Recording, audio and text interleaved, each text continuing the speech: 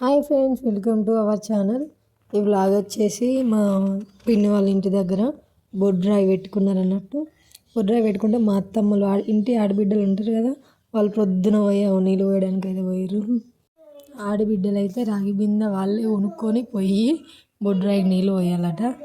పోయడానికి అయితే పోయారు. రాగి బిందె మంగళహారతి కొనియాలట వాళ్ళకి. మా అత్తమ్మని అయితే కొనిచ్చింది. నీళ్ళు పోసుడు కూడా అయిపోయింది. అయిపోయిన తర్వాత ఇంటికి వచ్చి అదే రోజు పోచమ్మ తల్లికి బోనాలు చేసారు.